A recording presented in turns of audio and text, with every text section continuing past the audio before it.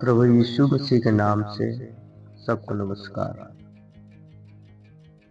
आज का हमारा विषय है नई शुरुआत, जब परमेश्वर तुम्हारा रास्ता बदल दे।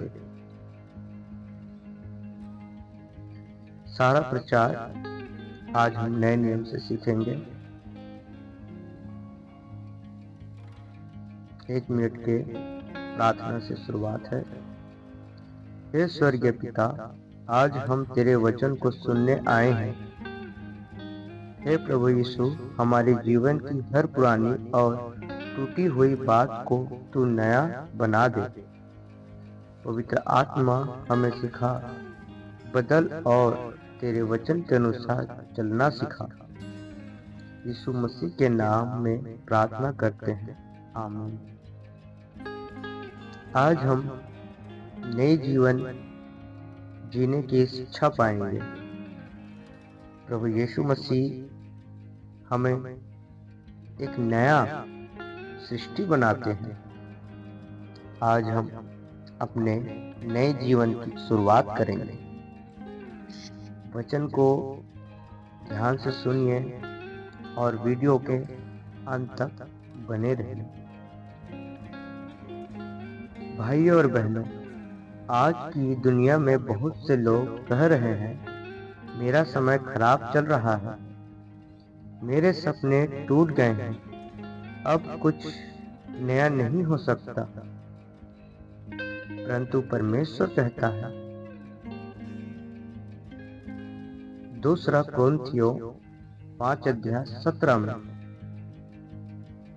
पढ़ेंगे, यदि कोई मसीह में है तो वह नई सृष्टि है, पुराने बातें जाती रही, देखो सब बातें नई हो गई है।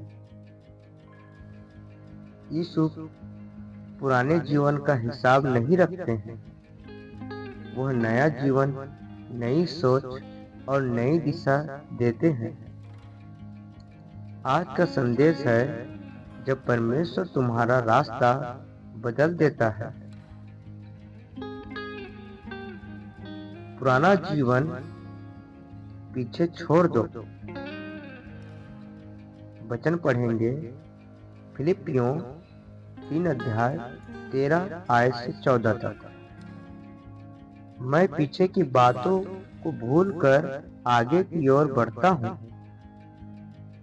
यहाँ पौलुस पहले साउल था, मसीहियों का दुश्मन, पर जब उसने दक्षिण के रास्ते पर यीशु से मुलाकात की, लिखा है प्रेरितों के काम 9 अध्याय में, उसका जीवन बदल गया। वही साउल जो नाश करता था, अब प्रचारक बन गया। अगर परमेश्वर साउल को बदल सकता है तो वह तुम्हें भी नया बना सकता है। चाहे अतीत कितना भी गंदा क्यों न हो, यीशु उसे धो देता है। यीशु नया जीवन देते हैं। यूहन्ना 10:10 में लिखा है, मैं आया हूँ कि वे जीवन पाएं और बहुतायत से पाएं।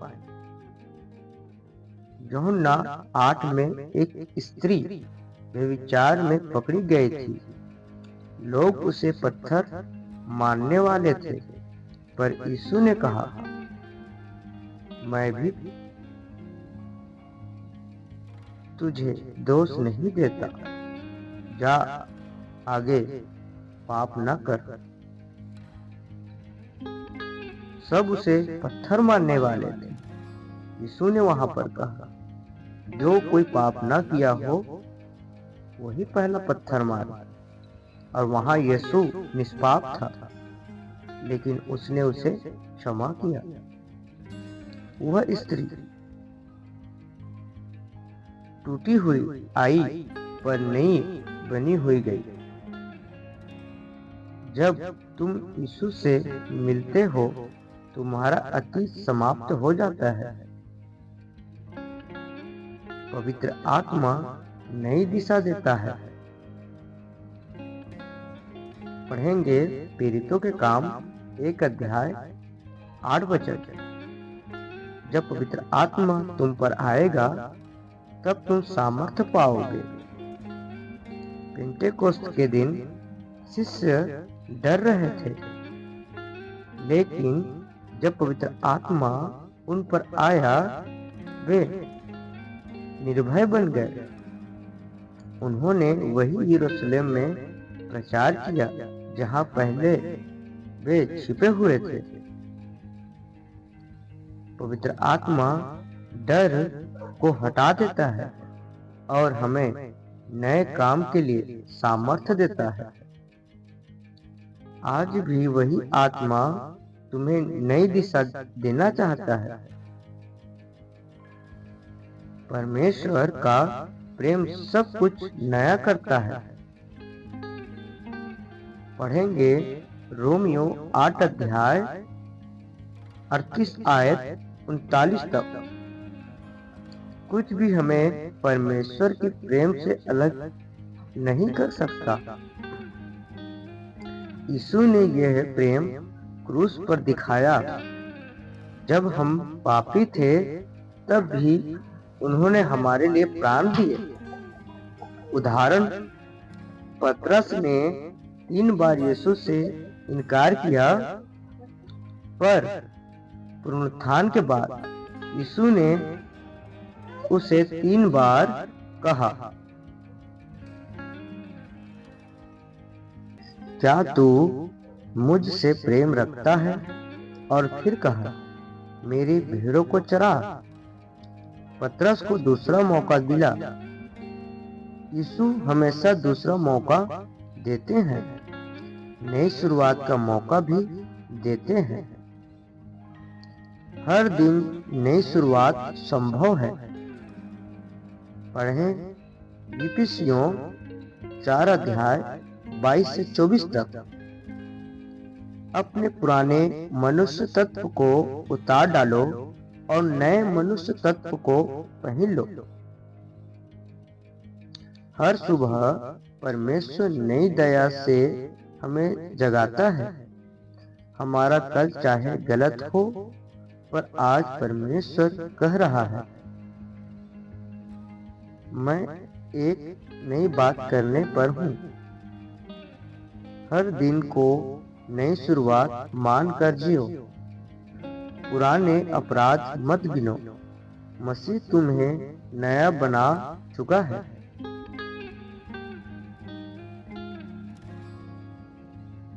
प्रिय भाइयों और बहनों, 2025 का साल तुम्हारे जीवन में नई शुरुआत का साल हो सकता है। परमेश्वर कहता है, मैं तुम्हारे जीवन में नई राह बनाऊंगा जहां कोई राह नहीं है। अगर तुम आज यीशु से कहो, प्रभु मैं तेरा हूँ, मेरे जीवन की बागडोर तू संभाल, तो वह जरूर करेगा।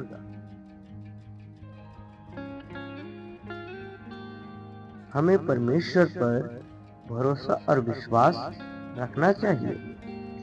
वो हमारे जीवन के हर एक पल को बदल देना चाहता है। हमारे हर एक पाप को क्षमा करना चाहता है। वो हमारे किसी भी अपराध को क्षमा करने में सामर्थ्य है। वो भूलता है हमारी पापों को। बस हमें नया बनने की जरूरत है। मसीह चाहता है कि तुम अपने पाप को स्वयं याद न रखो। ये समझो कि अब से मैं यीशु का हूँ, तो वो तुम्हारे हर अपराध क्षमा करेंगे। प्रभु यीशु हमको दंड देना नहीं चाहता, बल्कि हमें अनंत जीवन देना चाहता है। तो मेरे भाई और बहनों, मसीह यीशु पर विश्वास करो, पुराने बातें को भूल जाओ। यदि हमारा कोई मित्र पाप किया भी हो, उसे याद न रखकर उसे नया दिशा बताओ, और आप भी अपने पुराने पापों को भूलकर नए जीवन की राह पर चलो। यीशु तुमसे पुराने पापों का लेखा नहीं लेगा। उसने साफ तौर पर वायदा किया है। तो इस वचन के अनुसार जो अब तक अंत में वीडियो में बने हैं और वचन को दिल से आत्मा से सुन रहे हैं, उनको प्रभु यीशु मसीह आशीष और अनुग्रह प्रदान करे। मसीह आपको और आपके परिवार को इस वचन के द्वारा आशीष देगा। हे प्रभु यीशु, आज मैं तुझे अपना जीवन सौंपता हूँ। मेरे साथ मिलकर कहिए, मेरे पापों को क्षमा कर, मुझे नया मन, नई सोच और नया उद्देश्य दे।